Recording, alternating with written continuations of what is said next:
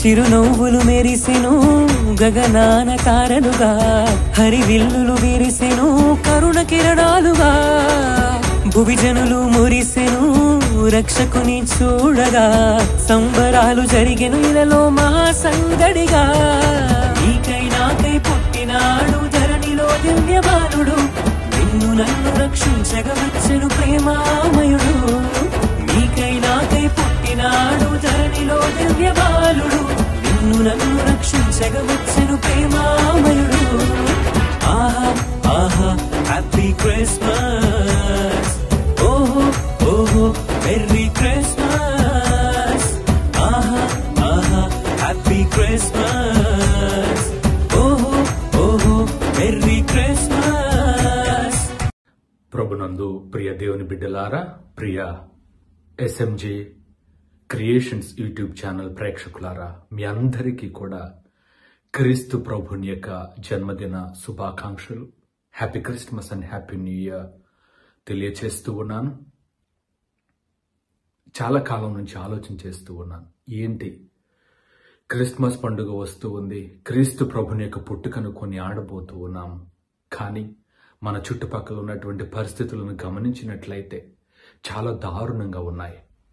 క్రీస్తు ప్రభు ఈ లోకానికి వచ్చింది మనందరికీ కూడా పరిపూర్ణమైనటువంటి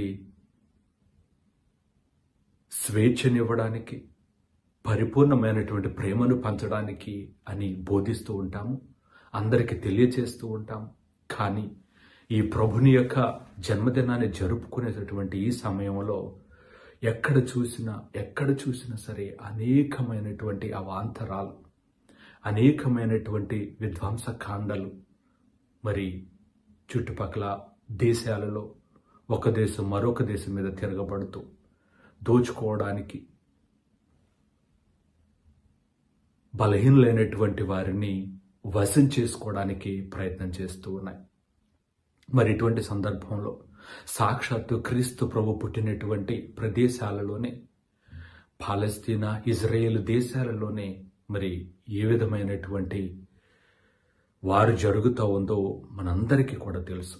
కాబట్టి ప్రియ దేవుని బిడ్డలారా, ప్రపంచ శాంతి కొరకే ప్రార్థిద్దాం. నేను శాంతినివ్వడానికి వచ్చాను, మీ అందరికీ కూడా శాంతిని ప్రసాదిస్తానని క్రీస్తు ప్రభు చెప్పిన మాట పరిపూర్ణంగా నెరవేరాలి అంటే మన ప్రార్థనా బలం అనేక మందికి అవసరం.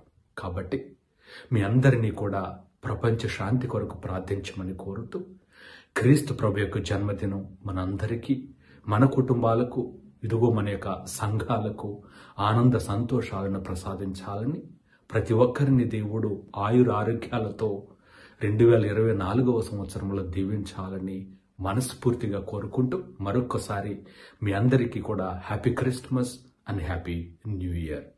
ఇట్లు మీ ఫాదర్ ఆదాం సొంగ.